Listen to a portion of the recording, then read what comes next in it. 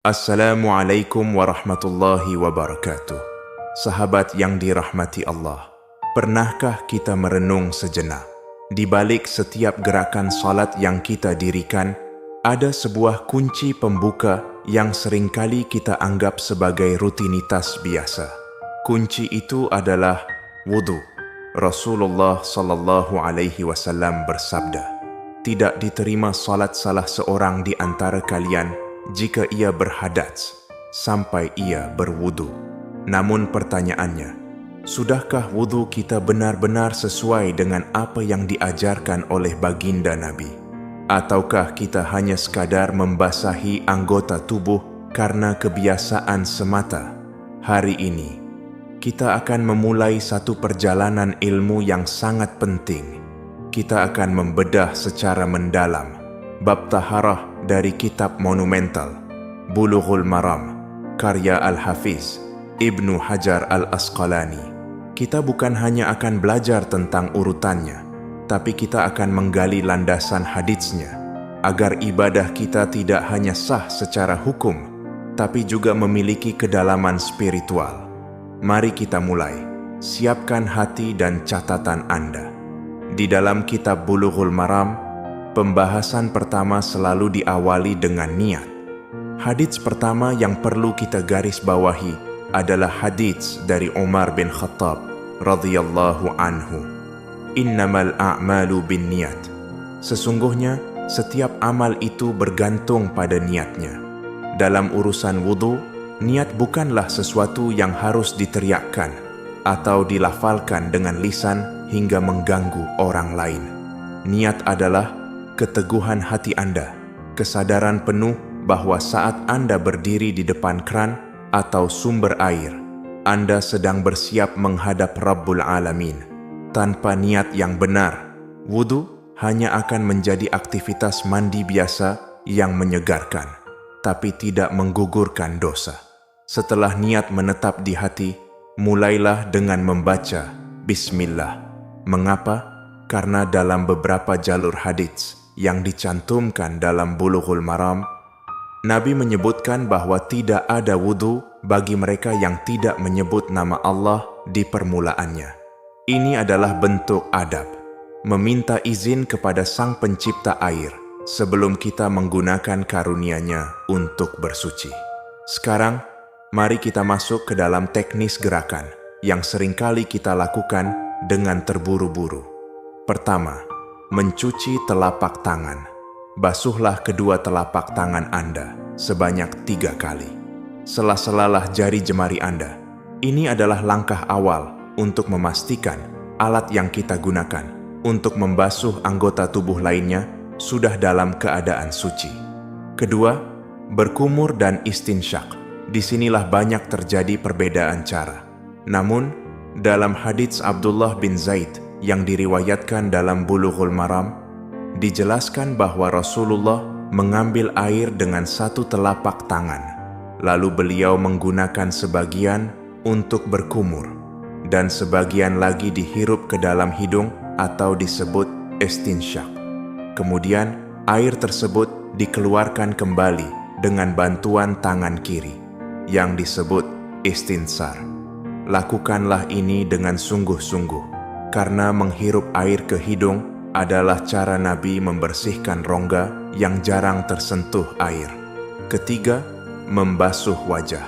Basuhlah seluruh wajah Anda, mulai dari tumbuhnya rambut di dahi, hingga bagian bawah dagu, dan dari telinga kanan hingga telinga kiri. Jika Anda memiliki jenggot yang lebat, Rasulullah mengajarkan untuk menyela-nyela jenggot tersebut dengan air, agar kesucian meresap hingga ke kulit wajah. Keempat, membasuh tangan hingga siku. Perhatikan baik-baik bagian ini. Rasulullah menekankan agar kita membasuh tangan hingga melewati siku. Jangan hanya sampai pergelangan tangan. Pastikan air menyentuh seluruh kulit tangan, karena ada ancaman bagi mereka yang menyisakan sedikit saja bagian yang kering. Kelima, mengusap kepala dan telinga. Berbeda dengan anggota tubuh sebelumnya yang dibasuh dengan air mengalir. kepala hanya perlu diusap. Caranya, basahi tangan Anda, buang sisa airnya, lalu usapkan dari depan dahi menuju tengkuk, dan kembali lagi ke depan.